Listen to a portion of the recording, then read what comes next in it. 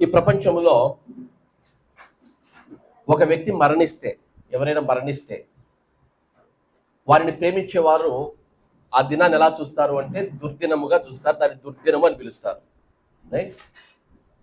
అది దుర్దినముగాను అశుభముగాను పిలుస్తూ ఉంటారు. మనం చూస్తూ ఉన్నాం. రైట్. ఒకవేళ అకాల మరణం సంభవిస్తే అది అశుభముగా భావిస్తారు. ఒకవేళ అకాల మరణం అయితే, సహజ మరణం అయితే అట్లీస్ట్ ఓకే, కానీ అది అకాల మరణం అయితే యాక్సిడెంట్గా కావచ్చు, లేకపోతే వేరే రకంగా కావచ్చు, ఒక మంచి వయసు ఉన్నప్పుడు మరణిస్తే దానిని దుర్దినం అంటారు. రకరకాల పేర్లతో అశుభముగా దాన్ని భావించి వారిని ప్రేమించే వారిని లోకములో దుర్దినముగా జరుపుకున్నట్టు చూస్తుంటాం. అశుభముగా దానిని ఆచరించుట మనం చూస్తూ ఉంటాం. లోకములో ఒకవేళ రాజకీయ నాయకులు ప్రజలకు ఏమైనా మంచి చేసిన వారు మరణిస్తే వారు దానికి పెట్టుకున్న పేరు అంటే వర్ధంతి. వర్ధంతి అని పిలిచి దాన్ని అంటే చనిపోయిన దినమును జ్ఞాపకం చేసుకుంటుంటారు. కానీ ప్రపంచ చరిత్రలో ఒకే ఒక మరణాన్ని శుభ శుక్రవారం అని పిలిచారు. ఆ ఒక్క మరణం ఎవరిదంటే యేసుక్రీస్తుది. ఆ యేసుక్రీస్తు మరణాన్ని అశుభ దినముగా చూడదు ప్రపంచం, అశుభ దినముగా ఆచరించదు క్రైస్తవ్యం. ఏమని ఆచరిస్తుంది అంటే ప్రపంచం అంతా శుభ శుక్రవారం, గుడ్ ఫ్రైడే అని ఆచరిస్తుంది. అదేంటి, మనము బాగా ప్రేమించే ఆయన మరణిస్తే అది అశుభ శుక్రవారం కావాలి కదా. శుభ శుక్రవారం ఎలా అయ్యింది అంటే ఆ శుభ శుక్రవారం ఆయన మరణించాడు కాబట్టి ఎన్నో వందల వేల సంవత్సరాలుగా లోకము ఎదురు చూస్తున్నటువంటి పాపము నుంచి విడుదల, పాపము నుంచి రక్షణ పొందుకుంది ఈ లోకం. అందుకే ఆ శుక్రవారాన్ని ప్రపంచ చరిత్రలో శుభ శుక్రవారంగా లిఖించారు. శుభ శుక్రవారముగా మనము ఆచరిస్తూ ఉన్నాం. What is the speciality about this Good Friday? ఏంటయ్యే గుడ్ ఫ్రైడే స్పెషాలిటీ అంటే ఈ లోకములోనికి ఒక వ్యక్తి వచ్చి మానవుడిగా ఈ లోకములోనికి ఆయనే మానవ అవతారంలో దిగి వచ్చి మనందరి పాపముల నిమిత్తము ఆయన సిలువనెక్కి మరణించాడు, లోకానికి పాప క్షమాపణను అనుగ్రహించాడు. అందుకే ఆ శుక్రవారం ఆయన మరణించిన దినమైనప్పటికీ శుభ శుక్రవారంగా పిలువబడుతోంది. ఆయన మరణము లేకపోతే పునరుత్థానము లేదు. ఆయన పునరుత్థానములు లేకపోతే మనకు రక్షణ లేదు, నీతి లేదు. ఏంటి ఆ శిలువ కార్యములో ఉన్నటువంటి స్పెషాలిటీ అది? మరి ఆ శిలువ కార్యము, ఆ రక్షణ కార్యము అంత ఈజీగా నడిచిందా? అంత ఈజీగా వచ్చేసిందా? అంత ఈజీగా రాలేదు. ఎన్నో వందల వేల సంవత్సరాలు దేవుడు ప్రణాళికలు వేశాడు ఆ శిలువ కార్యమును గురించి.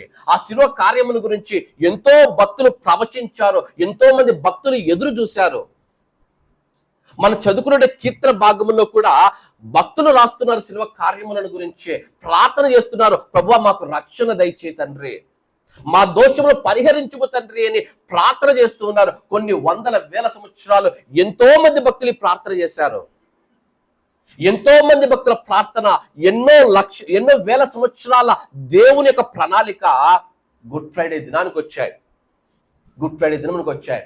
యేసుక్రీస్తు లోకానికి వచ్చాడు. ఈ లోకానికి వచ్చి 33 సంవత్సరాలు ఆయన బ్రతికిన తర్వాత మట్లాదివారం అయిపోయింది. హోలీ వీక్ లోకి వచ్చిన తర్వాత థర్స్డే నైట్ అనగా గురువారం రాత్రి గెత్సెమనే తోటలో ఆయనను అరెస్ట్ చేసి తీసుకుని వెళ్ళిన తర్వాత గుడ్ ఫ్రైడే దినాన జరిగిన సంగతులు ఒక్కొక్కటి, అది ఎంత భయానకమైన పరిస్థితుల గుండా యేసుక్రీస్తు వెళ్ళి మనకు ఆ రక్షణను తీసుకుని వచ్చాడో కొన్ని అంశాలను నేను మీ మధ్యకు తేవాలని ఆశపడుచున్నాను. ఆ అంశాలను చెప్పి మన చదువుకున్న కీర్తన భాగంలో ఒక మాటను చెప్పి నేను ముగించడానికి ప్రయత్నిస్తాను, క్లుప్తంగా చెప్పడానికి ప్రయత్నం చేస్తాను.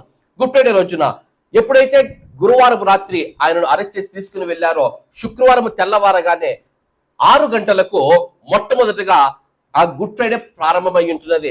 మొట్టమొదటిగా 6 గంటలకు ఆయనను తీసుకుని వెళ్ళి పిలాతు ముందు ఆయనను నిలవబెట్టారు. విమర్శ చేస్తూ ఆయన మీద ఎన్నో నిందలు మోపుతూ ఆయన పిలాతు ఎద్దుకు నిలబెట్టారు. అన్ని వచనాలు చదువుకోవడానికి మనకు సమయం సరిపోదు కాబట్టి నేను ముందుకు సాగుతాను. ఎప్పుడైతే ఆయన పిలాతు దగ్గరికి తీసుకుని వెళ్ళారో, పిలాతు అన్నాడు ఈయనని హేరోదు దగ్గరికి తీసుకెళ్ళమని హేరోదు దగ్గరికి పంపించాడు. ఇదంతా జరగడానికి 6-7 గంటల మధ్యన అయిపోయింది. ఆయనను తీసుకుని వెళ్ళి 7 గంటల సమయంలో ఆయన హేరోదు దగ్గర తీసుకెళ్లారు. హేరోదు తిరిగి పిలాతు దగ్గరికి పంపించాడు. మరలా తిరిగి పిలాతు దగ్గర తీసుకుని వచ్చారు. పిలాతు దగ్గర తీసుకుని వస్తే పిలాతు విచారించి ఈయన యందు నాకు ఏ దోషము కనపడలేదు అని తీర్పు చెప్పాడు. ఆయనను అల్లరి ఎక్కువ అవుతూ ఉంటే ఆయన సిలువ వేయమని అరుస్తూ ఉంటే 7 గంటల ప్రాంతంలో 7-8 గంటల ప్రాంతంలో ఆ 7-8 మధ్యన ఆయనను సిలువకు అప్పగించారు. 7-8 గంటల మధ్యన తీర్పు వచ్చేసింది. ఉదయకాలము 7-8 మధ్యన ఎప్పుడైతే తీర్పు వచ్చిందో, ఆ తీర్పు వచ్చిన ప్రదేశము నుంచి కలువరి కొండ వైపు వరకు దాదాపు 1/2 కిలోమీటర్ నుంచి 1 కిలోమీటర్ ప్రయాణం. 1 కిలోమీటర్ వెళితే కలవరి కొండ ఉంటుంది. ఆ కలవరి కొండకు వెళ్ళడానికి ఆయన 8 గంటల ప్రాంతములో ఆయన మీద సిలువను మోపితే సిలువను మోసుకుంటూ 8 గంటలకు సిలువను ఎత్తుకుని ప్రారంభించాడు. కలవరి కొండకు 8 గంటలకు ప్రారంభించాడు. దాదాపు ఆయన శిక్ష వేసిన ప్రదేశం నుంచి కలవరి కొండకు వెళ్ళడానికి దాదాపు 1/2 కిలోమీటర్ నుంచి 1 కిలోమీటర్ ప్రయాణం. బహుశా వెళితే ఎంతసేపులో వెళ్ళిపోవచ్చు? 1 కిలోమీటర్ నడవడానికి ఎంత టైం కావాలమ్మా? 5 minutes, 10 minutes, 20 minutes, okay 30 minutes. ఆలోచన చేయండి. ఆ 1/2 కిలోమీటర్ నుంచి 1 కిలోమీటర్ నడవడానికి దాదాపు గంటకు పైగా ఆయన నడిపించి తీసుకుని వెళ్ళారు. ఆయన ఊరికి నడిపించుకుని తీసుకుని వెళ్ళలేదు, ఒక సిలువను తీసుకుని వచ్చారు. ఆ సిలువ వెయిట్ ఎంత అంటే 150 కిలోలకు పైగా బరువు ఉన్నటువంటి ఆ సిలువను, 15 అడుగుల పొడుగున్నటువంటి ఆ సిలువను ఆయన మీద పెట్టి యెరూషలేము వీధులలో ఆయనను కొట్టుకుంటూ తీసుకుని వెళ్ళారు. 1/2 కిలోమీటర్ ప్రయాణం, 150 కిలోల బరువు ఉన్నటువంటి సిలువ మోసుకుంటూ వెళుతూ ఉంటే ఆయనను కొట్టుకుంటూ యెరూషలేము వీధుల గుండా ఆయనను అవమానిస్తూ దూషిస్తూ ఆయనను తీసుకుని వెళ్ళారు. ఆలోచన చేయండి, ఎంతటి నరకము యేసుక్రీస్తు అనుభవించాడో, ఎంతటి శిక్షను, ఎంత ఘోరమైన శిక్షను ఆయన మీద వేసుకుని తీసుకుని వెళుతూ ఉన్నాడో ఆలోచన చేయండి. 150 కిలోల బరువు ఉన్నటువంటి ఆ సిలువను దాదాపు కిలోమీటర్ దూరం ప్రయాణం చేస్తూ ఆ సిలువను మోసుకుంటూ ఆయన ఆ కలువరి కొండ మీదకి చేరాడు. ఇప్పుడు 1/2 కిలోమీటర్ 1 కిలోమీటర్ ప్రయాణం చేస్తున్నట్టు ఆ సిలువతో ప్రయాణం చేస్తూ ఉంటే ఒకవేళ మీరు అనుకోవచ్చు, మన ప్రదేశాలు చూసి ఒకవేళ మన ప్రదేశాలు చూసి మనలాగా రోడ్లు చాలా సాఫీగా ఉన్న రోడ్లు ఆయన నడిపించారేమో అని మీరు అనుకుంటున్నారేమో. యెరూషలేము ప్రాంతంలో ఉన్నటువంటి ఆ ప్రదేశాల్లో మనలాగా సాధారణంగా ఉన్నటువంటి రోడ్లు కాదు, ఎత్తు పల్లాలు ఉన్నటువంటి కొండల ప్రాంతం అది. కొండలు ఎక్కుతూ మెట్టలు ఎక్కుతూ దిగుతూ ఆయన ఆ సిలువను మోయవలసి వచ్చింది. ఆ సిలువను మోస్తూ ఉంటే పక్కనున్న వారు ఆయన అవమానిస్తూ ఉంటే, ఆయన కొడుతూ ఉంటే, ఆయనను అనరాని మాటలు అంటూ ఉంటే రక్తము కార్చుకుంటూ యెరూషలేము వీధుల గుండా ఆయన సిలువను మోసుకుని వెళ్ళాడు. 9 గంటల ప్రాంతంలో ఆయన సిలువను మోసుకుని వెళ్ళిన తర్వాత 9 గంటల ప్రాంతంలో ఆయనను సిలువ వేశారు. అందుకే బైబిల్లో ఆయన ద 3rd hour అన్న మాట మనం చదువుతాం. 3rd hour అంటే అర్థం ఏమిటంటే 9 గంటల నుంచి ప్రారంభం. ఆ 9 గంటల ప్రాంతంలో ఆయనను సిలువ మీద వేశారు. సిలువ మీద వేసినప్పుడు ఆయన సిలువ మీద వేసి ఆయన అవమానిస్తుంటే, ఆయన కొడుతుంటే, ఆ కొడుతున్న వారిని చూసి ఆయన పలికినటువంటి మొట్టమొదటి మాట, తండ్రి వీరేమి చేయుచున్నారు, వీరు ఎరుగను గనుక విని క్షమించుము. మొదటి మాట 9 గంటల నుంచి 10 గంటల మధ్యలో ఆయన మొదటి మాటను పలికాడు. తర్వాత ఆయన బట్టలు తీసుకుని వీరు చీట్లు వేసి పంచుకున్నట మనం చదువుతాము కదా, అది కూడా 9 నుంచి 10 గంటల ప్రాంతంలో జరిగి ఉంటున్నది.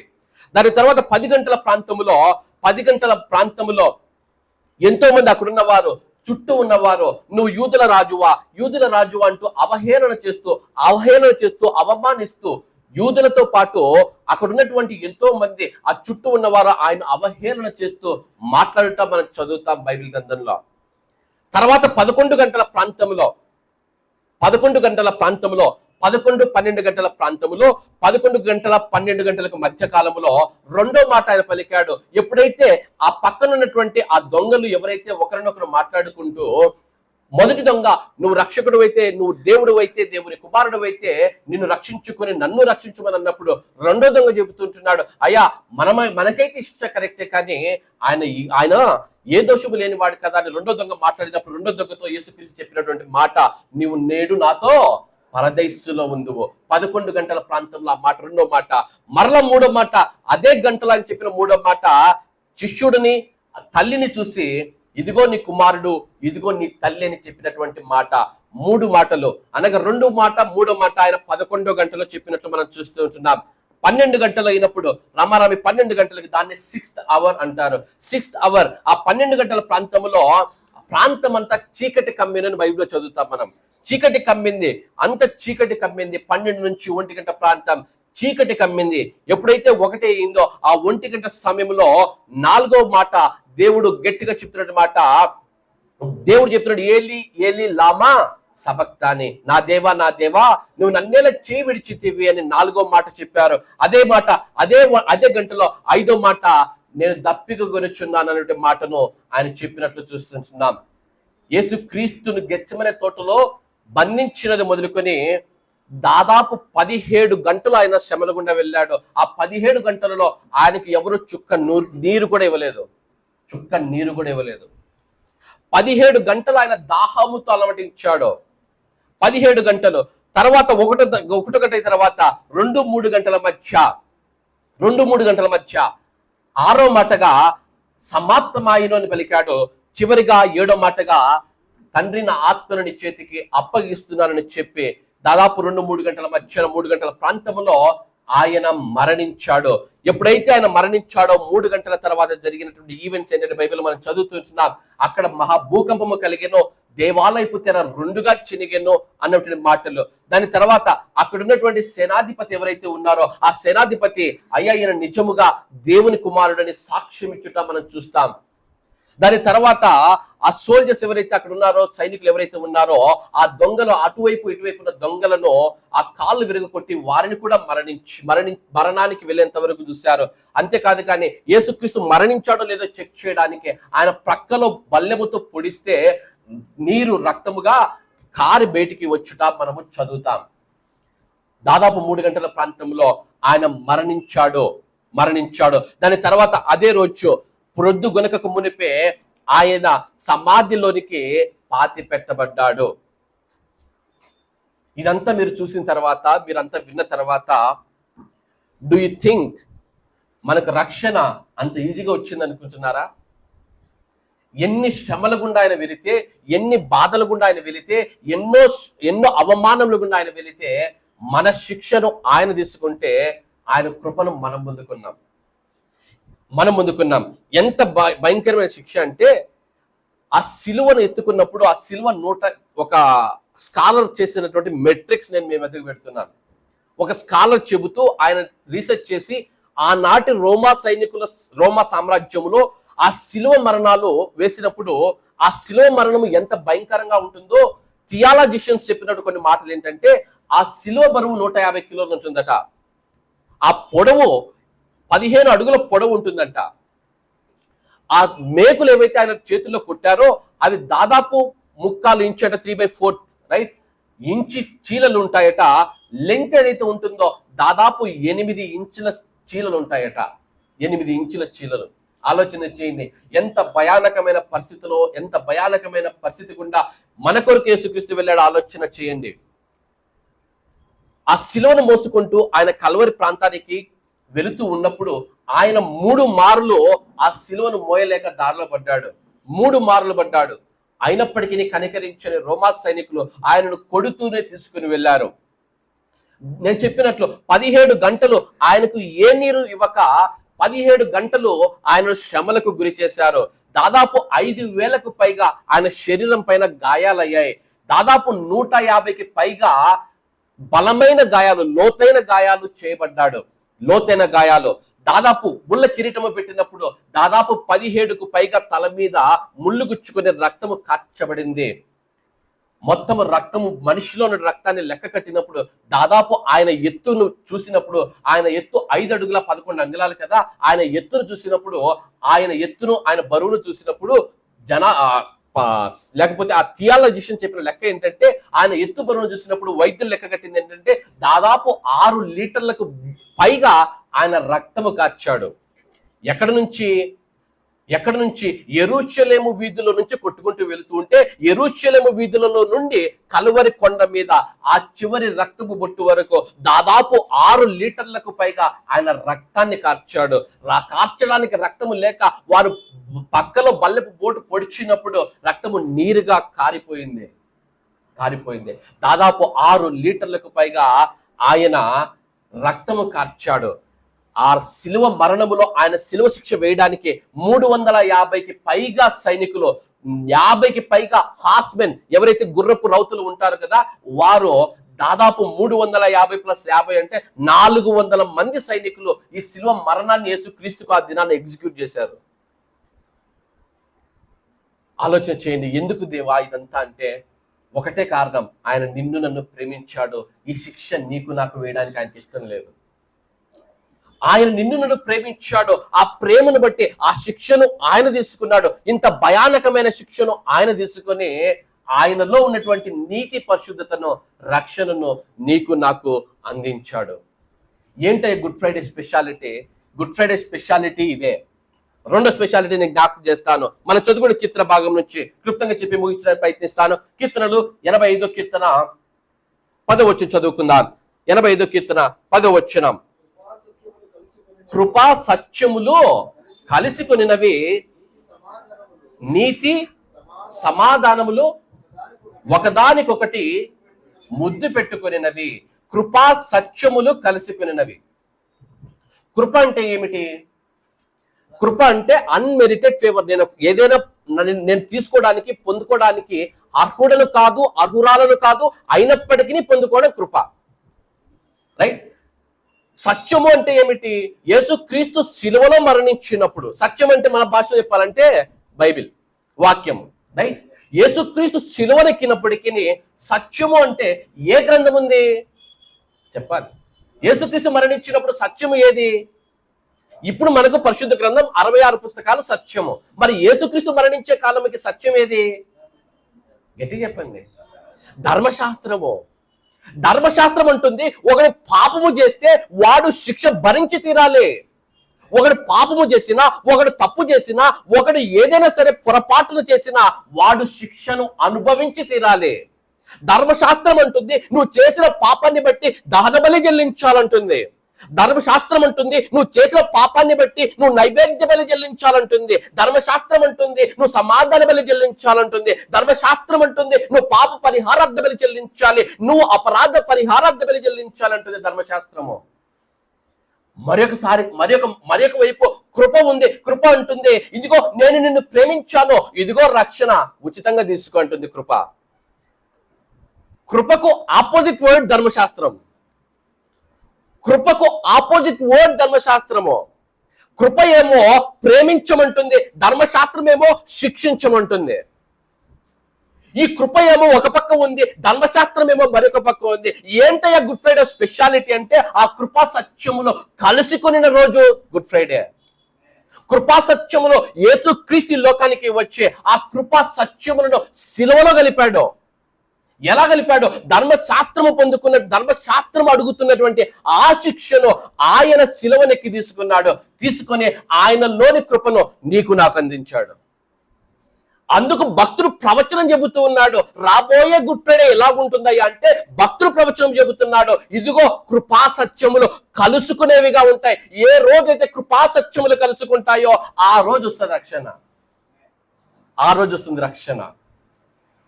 కృప ఏమో ప్రేమించమంటుంది, సత్యం అనగా ధర్మశాస్త్రము శిక్షించమని చెబుతోంది.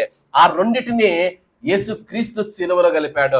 కలిపి ఆ ధర్మశాస్త్రము ఏదైతే డిమాండ్ చేస్తుందో ఆ శిక్షను ఆయన తీసుకొని ఆయన కృపను, ఆయన ప్రేమను నీకు నాకు అందించాడు. భక్తులు అంటున్నాడు కృపా సత్యములు కలుసుకున్నాయి. ఎక్కడ కలుసుకున్నాయి? శిలువలో కలుసుకున్నాయి. శిలువలో కలుసుకున్నాయి. ఏంటయ్యా శిలువలోని స్పెషాలిటీ? కృపా సత్యం అన్నటువంటి రెండు ఆపోజిట్ వర్డ్స్ ఒకే చోట కలుసుకున్న రోజు ఆ శిలువ కార్యము. మరి రెండు పదాలు అంటున్నాడు. ఏంటంత పదాలు? నీతి సమాధానములో ముద్దు పెట్టుకునినవి. నీతి సమాధానములో ముద్దు పెట్టుకునినవి. నీతి అంటే ఏమిటి? రైచియస్నెస్ అంటే ఏమిటి? నీతి అంటే ఏమిటంటే దేవుడు ఒక ఆజ్ఞ చెప్పాడు, దేవుడు ఒక మాట చెప్పాడు, ఆ మాటను బట్టి నైతిక విలువలతో బ్రతకడం. నైతికత. నీతి అంటే బీయింగ్ రైట్, నైతిక విలువలతో బ్రతకడం. దేవుడు ఆదామును కలుగజేసి ఏదైనా తొట్టులో పెట్టి నైతిక విలువలతో బ్రతుకురా నాయన అన్నాడు. ఆదాము పాపము చేసినప్పుడు, ఆదాము అవ్వ చేసిన పాపములను బట్టి నీతిని కోల్పోయారు. దేవుడు వారికి ఏదైతే నీతినిచ్చాడో, ఏదైతే వారికి నీతిని అనుగ్రహించాడో ఆ నీతిని కోల్పోయారు. దేవుడేమో నీతిమంతుడై ఉన్నాడు, దేవుడు నైతిక విలువలు కలిగిన వాడిగా ఉన్నాడు. ఎప్పుడైతే వీరు నీతిని పోగొట్టుకున్నారో, ఆ నీతిని పోగొట్టుకుని నైతిక విలువలు లేని మానవునితో దేవుడు సహవాసము చేయలేకపోయాడు. ఇద్దరి మధ్యన సమాధానము చెడిపోయింది. వారిని ఎదెను తోటలో నుంచి వెళ్ళగొట్టాడు దేవుడు. నీతి కలిగిన దేవుడేమో ఆకాశములో, సమాధానము లేని మనిషి ఏమో భూలోకములో. నీతి కలిగిన దేవుడు ఎక్కడున్నాడు? పరలోకములో కూర్చొని ఉన్నాడు. సమాధానము లేని మనుషులు ఎక్కడున్నారు? భూలోకంలో ఉన్నారు. యేసుక్రీస్తు ఈ లోకానికి వచ్చాడు. ఈ లోకానికి వచ్చి ఆ మనుషులకు సమాధానాన్ని ప్రకటించి పరలోకాన్ని, భూలోకాన్ని ఆయన ఏకము చేస్తూ ఆ శిలువలో ఆకాశము మధ్యన వేలాడుచూ ఉన్నాడు. ఏంటయ్యా శిలువలోని ప్రత్యేకత? ఏంటయ్యా ప్రత్యేకత అంటే, పరలోకంలో ఉన్నటువంటి నీతిని భూలోకంలో సమాధానము లేని మనుషులను ఏకము చేసినటువంటి కార్యము శిలువ కార్యము. పరలోకంలో ఉన్నటువంటి నీతిని తీసుకుని వచ్చి సమాధానము లేని మనుషులకు ఆ నీతిని అందించి, ఆయన మరణము ద్వారా ఆ నీతిని మనకు అందించి మనలను నీతిమంతులను చేసి పరలోకముతో మనల్ని సమాధానపరిచాడు. ఏంటయ్యా సిలువలోని స్పెషాలిటీ? ఎన్ని ముఖాలు ఉన్నాయి సిలువకు? ఎన్ని కోణాలు ఉన్నాయి? 4 కోణాలు ఉన్నాయి. ఒక కోణము అడ్డ కోణాలు, కృప, సత్యము. కృప ఒక పక్క ఉంది, సత్యము మరొక పక్క ఉంది. అవి రెండు కలుసుకునే అవకాశమే లేదు. యేసుక్రీస్తు వచ్చే సిలువనెక్కి తన 2 చేతులలో ఒకవైపు కృపను, మరొక వైపు సత్యాన్ని తీసుకుని వచ్చి గలిపాడు. రెండోది నీతి సమాధానం. పైకొన నీతి, క్రింది కొన సమాధానం. నీతి పరలోకానికి సాదృశ్యంగా మనకు కనిపిస్తుంది. సమాధానం లేని మనుషులు భూలోకానికి సాదృశ్యంగా మనకు కనిపిస్తుంటున్నారు. ఆకాశంలో ఆయన వేలాడుతూ ఆ పరలోకంలో ఉన్నటువంటి నీతిమంతుడైన దేవుని యొద్దకు మనల్ని సమాధాన పరిచేందుకు ఆయన ఒక బ్రిడ్జి లాగా మధ్యలో వేలాడాడు. ఏంటయ్యా సిలువలోని ప్రత్యేకత అంటే, కృపా సత్యాన్ని మొదట కలిపాడు. రెండోదిగా నీతిని, సమాధానాన్ని కలిపాడు. అదే సిలువ. ఏంటి మనం నేర్చుకోవాల్సినటువంటి నీతి? మన బాధ్యత ఏమిటి?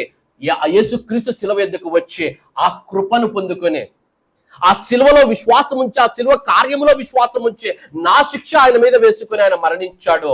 నా కొరకు ఆయన మరణించాడు. నా రక్షణ కొరకు ఆయన మరణించాడు. నన్ను పరలోకానికి తీసుకెళ్ళడానికి ఆయన మరణించాడు అని నువ్వు గుర్తిరిగి ఆయన యొద్దకు వచ్చి ఆయన విశ్వాసం ఉంచినప్పుడు ఆయన నీకు కృపనిస్తాడు, కృప చూపుతాడు. ఆ కృప ద్వారా నువ్వు రక్షింపబడతావు. ఆ రక్షణ పొందుకొని ఆయన సత్యములో బ్రతుకుతూ నీతి సమాధానములో బ్రతకాలి. పరలోకముతో సమాధానం ఎలా బ్రతుకుతాం? నీతి సమాధానములో. కృపను పొందుకున్న తర్వాత ఆ సత్యాన్ని నేర్చుకుని ఆ సత్యములో మనం బ్రతికినప్పుడు మనము నీతిలోను దేవునితో సమాధానములోను బ్రతుకుట ప్రారంభిస్తాం. ఎప్పుడు చెప్పాడు ఈ కీర్తన? ఎప్పుడు రాశాడు కీర్తన? కొన్ని 100,000 సంవత్సరాల క్రితం రాశాడు. అప్పటికి సిలువ అంటే ఏంటో కూడా తెలియదు. యెషయా భక్తుడికి కావచ్చు, దావీదు కావచ్చు, కోరహు కుమారులకు కావచ్చు, ఒక రోమా సామ్రాజ్యం వస్తుంది. ఆ రోమా సామ్రాజ్యంలో సిలువ శిక్ష అనేది ఒకటి వస్తుంది. ఆ సిలువ శిక్ష ఇలా ఉంటుంది అన్న సంగతి వారికి తెలీదు. వారికి తెలియని కాలంలో ఆత్మదేవుడు రాయిస్తుంటున్నాడు. బహుశా మనిషికి తెలియకపోవచ్చు, ఇది మనుషుల ప్రణాళిక కాదు, అది దేవుని ప్రణాళిక. అందుకే ఆత్మదేవుడు రాయిస్తున్నాడు. అయ్యా, రాబోయే రోజుల్లో ఒకానొక దినం వస్తుంది. ఆ దినమున కృపా సత్యములు కలుసుకుంటాయి, నీతి సమాధానములు ముద్దు పెట్టుకుంటాయి. ముద్దు పెట్టుకోవడం అంటే అర్థం ఏమిటి? ఆలోచన చేయండి. దేవుడు నీతిమంతులుగా వారిని చేసి వారిని ఏదైనా తోటలో పెట్టినప్పుడు ప్రతి దినము వారితో వచ్చి వారితో సహవాసము చేస్తున్నాడు. బుద్ధి పెట్టుకున్నట్టు అర్థం ఏమిటంటే, it's a relationship, closed relationship అనగా దగ్గరి సంబంధము, దగ్గరి సహవాసమునకు గుర్తు.